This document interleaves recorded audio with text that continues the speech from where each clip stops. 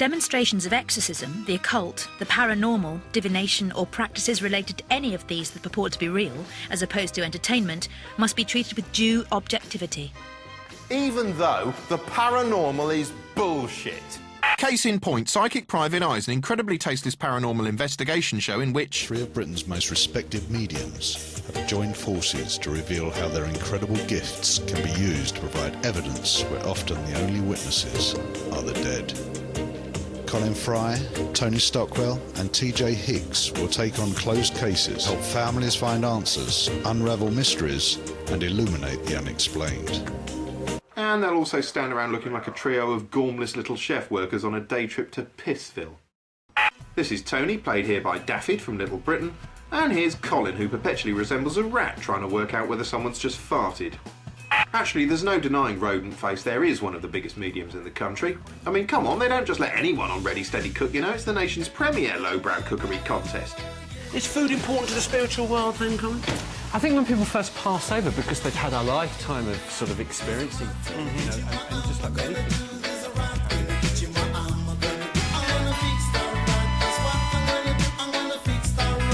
Oh, here's Colin again in an exciting report from hard-hitting local news programme Focus. But there was controversy after one of those séances when somebody unexpectedly turned the lights on.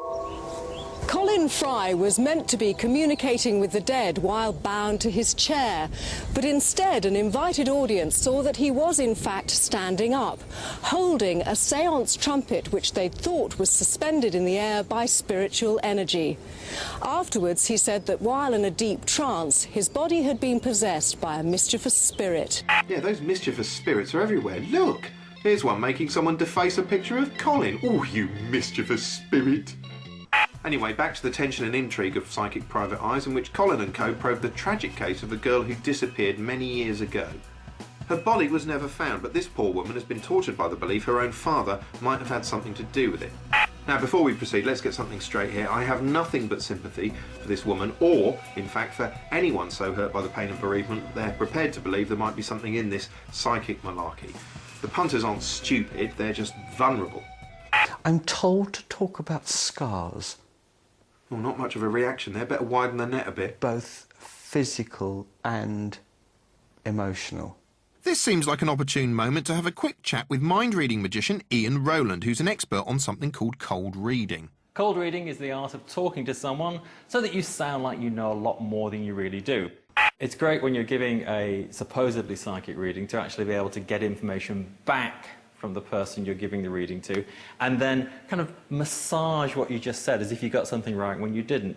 In this particular case, there's a clear statement that it's a railway ticket. There's some importance to a one-way railway ticket. It's not meaningful to me, I don't think. I'm not going to forget it. I'm going to put it on hold for a moment. And later on, that's corrected. No, it was actually a bus ticket. I was taken on a one-way journey. A one-way journey, not a train, a bus. It was a bus ticket. It was a bus ticket.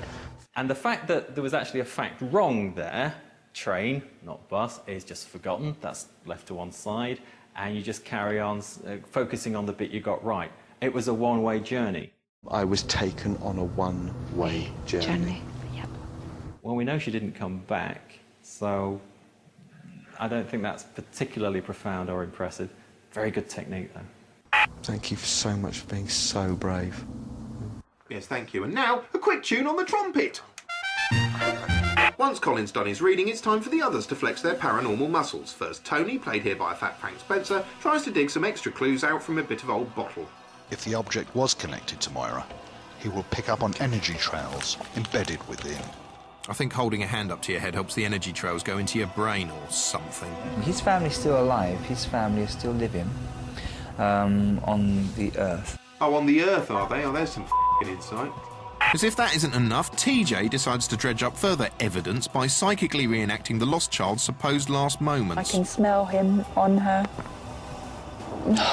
And she's so cold, her hands are absolutely freezing. But I could just... TJ Higgs there, psychically reimagining the murder of a child for entertainment. Incredibly, the psychics aren't done yet, because Colin's going to use his magic powers to find where the body's buried. I certainly feel as though there is at least one child's body concealed here, but I don't sense her. Oh, right, oh yeah, a couple of dead kids around here, but not the one I'm looking for, so it. Soon Colin deduces the body is buried beneath someone else's coffin in a local cemetery. And of course you can't prove otherwise without digging up the entire graveyard, which isn't very likely to happen. How revolting and irresponsible you find it, I suppose, depends ultimately on how plausible you find psychics in general, whether or not you think they've earned the right to blow their own trumpet. Yeah, Colin?